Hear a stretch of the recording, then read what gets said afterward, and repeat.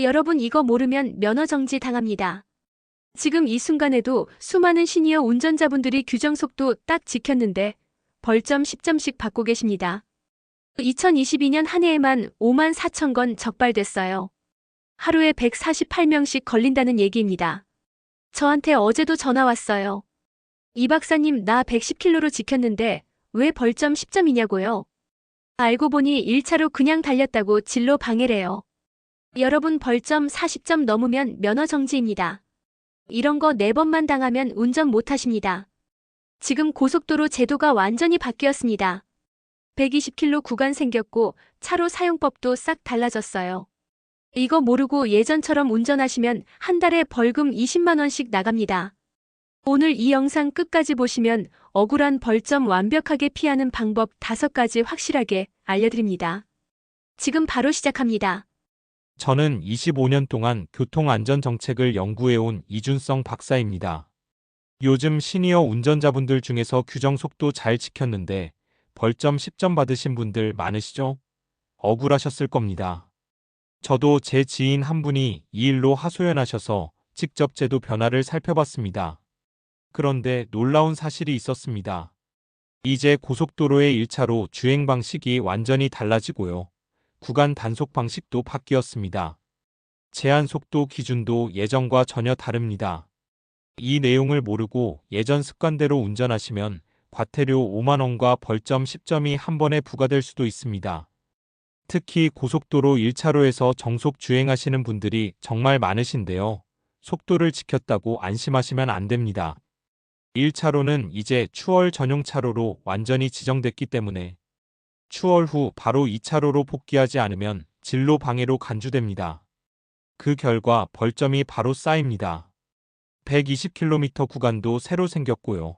장거리 전용 차로와 단거리 전용 차로도 분리 운영됩니다. 이런 변화를 모르시면 억울한 벌금을 내실 수밖에 없습니다. 지금부터 말씀드리는 내용은 단순한 정보가 아닙니다. 내 지갑과 안전을 동시에 지키는 생활법입니다. 요즘 이런 억울한 벌점 직접 겪으신 분 있으신가요? 댓글로 경험 공유해 주시면 함께 해결 방법을 찾아보겠습니다. 며칠 전 박상호 67세님이 제게 연락을 주셨습니다. 이 박사님 난 규정 속도 110km 지켰는데 왜 벌점이요? 박상호님은 평소 안전운전으로 소문난 분이었습니다. 그런데 1차로에서 계속 주행했다는 이유로 벌점 10점을 받으신 겁니다. 사실 대부분의 운전자들이 같은 오해를 하고 있습니다. 속도를 지키면 안전하다고 믿지만 1차로는 추월 전용 차로이기 때문에 추월 후 바로 2차로로 돌아오지 않으면 진로 방해로 간주됩니다. 그 결과 벌점 10점이 바로 부과됩니다. 이건 블랙박스 신고로도 적발되기 때문에 다른 운전자가 신고하면 나중에 우편으로 고지서를 받게 됩니다. 박상호님도 그날 이후 습관을 바꿨습니다. 추월이 끝나면 2차로로 복귀하고 운전 전 반드시 차로 표시를 확인하신다고 합니다. 그 이후로는 단 한 번도 벌점을 받은 적이 없습니다. 혹시 아직 구독과 좋아요를 누르지 않으셨다면 지금 바로 눌러주세요. 이 채널은 여러분의 안전한 운전 생활을 응원합니다. 끝까지 보시면 왜 지금 당장 여러분의 운전 습관을 바꿔야 하는지 분명하게 깨닫게 되실 겁니다. 마지막에 나올 3가지 습관이 모든 것을 바꿀 수 있습니다.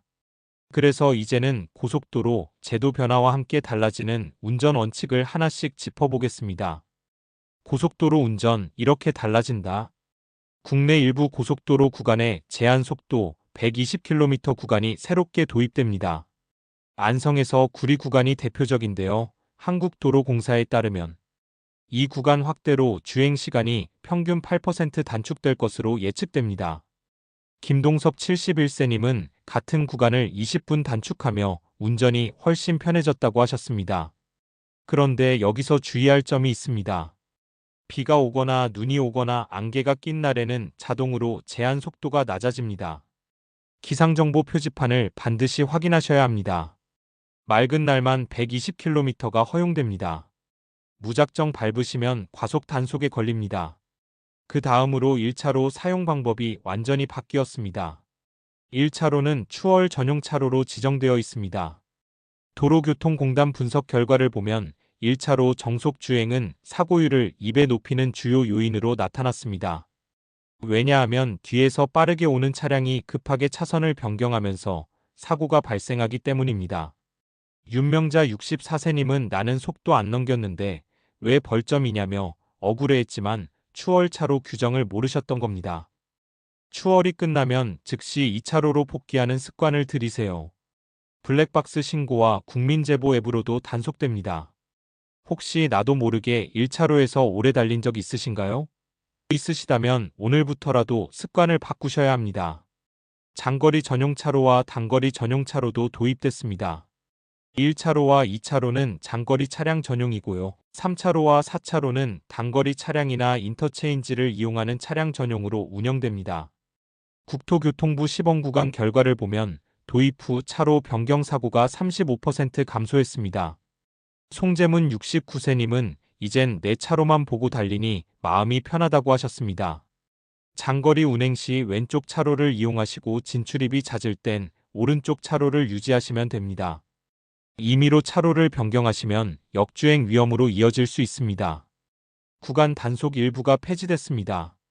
장거리 운전자의 피로를 줄이기 위해 일부 구간 단속이 지점 단속으로 전환됐는데요. 지점 단속은 특정 지점에서만 속도를 측정하기 때문에 운전자 집중력 유지 효과가 높고 평균 사고율이 15% 감소했습니다.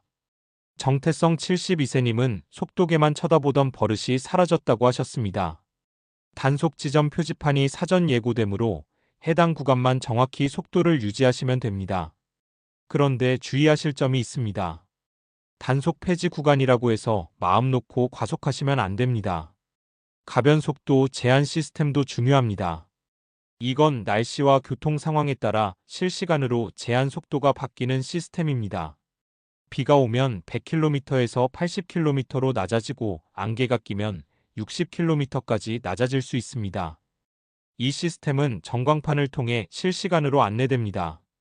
강명의 70세님은 평소처럼 100km로 달리다가 과속 단속에 걸렸습니다.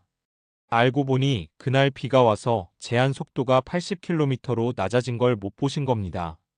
고속도로 진입하실 때 날씨를 먼저 확인하시고 비나 눈이 예보되어 있으면 평소보다 천천히 달리시면 됩니다. 그리고 전광판을 계속 확인하세요. 휴게소 이용 방법도 달라졌습니다. 이제 고속도로 휴게소가 더 많이 생기고 간격도 좁아졌습니다. 예전엔 50km마다 휴게소가 있었는데 이제는 30km마다 있습니다. 특히 시니어 운전자분들은 이 시간마다 한 번씩 꼭 쉬셔야 합니다. 조금이라도 졸리시거나 피곤하시면 바로 휴게소로 들어가서 10분이라도 눈을 붙이세요. 이제 시니어 운전자분들이 가장 자주 실수하는 5가지 위반 사례를 살펴보겠습니다.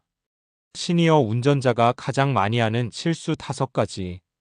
1차로 정속 주행이 첫 번째입니다. 과태료 5만원에 벌점 10점이 부과됩니다. 2022년 적발 건수만 5만 4천 건이었습니다. 블랙박스 신고가 늘어나면서 적발 빈도도 계속 증가하고 있습니다. 추월 후 반드시 2차로로 복귀하세요. 추월할 때마다 속으로 추월 끝 2차로 복귀라고 외치세요.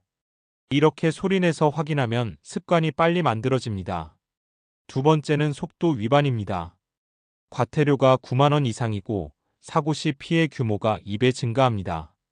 120km 구간이 아닌 곳은 여전히 100km나 110km 제한이 유지됩니다.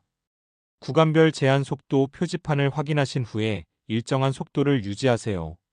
내비게이션 속도 알림 기능을 켜두시면 제한 속도를 넘으면 경고음이 울려서 바로 알 수 있습니다. 세 번째는 버스 전용차로 위반입니다. 과태료 6만원이 나옵니다.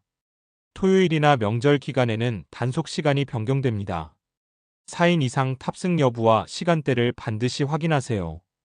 버스 전용차로는 평일 오전 7시부터 9시, 오후 6시부터 8시가 기본 단속 시간입니다. 일부 구간은 주말에도 단속합니다. 네 번째는 안전거리 미확보입니다.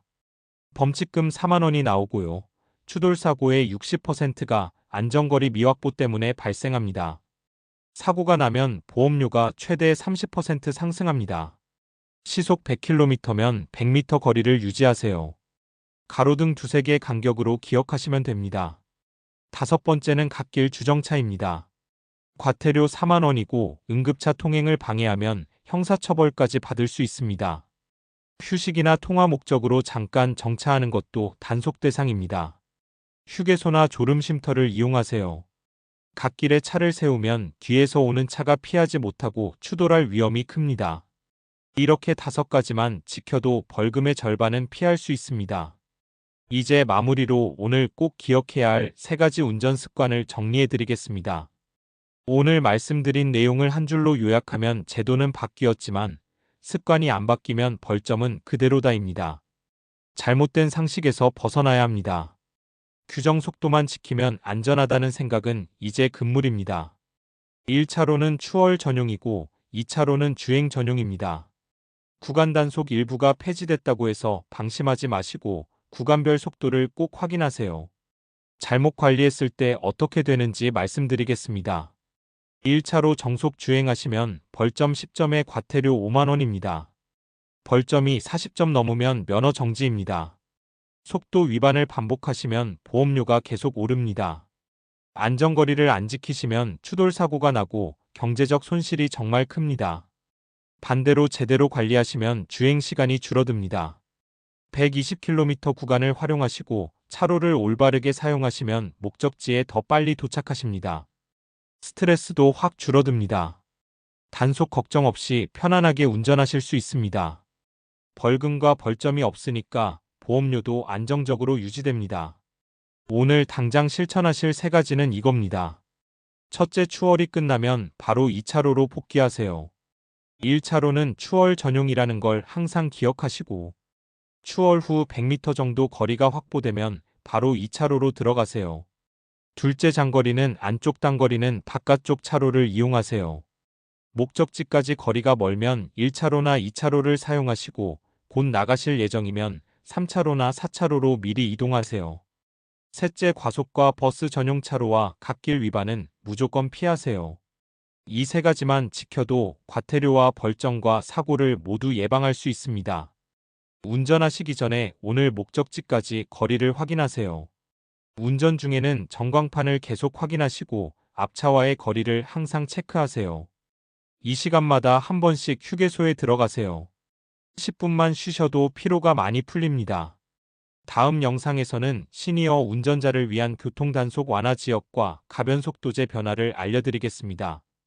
내비게이션 활용법과 블랙박스 설정 방법도 함께 알려드릴 예정입니다.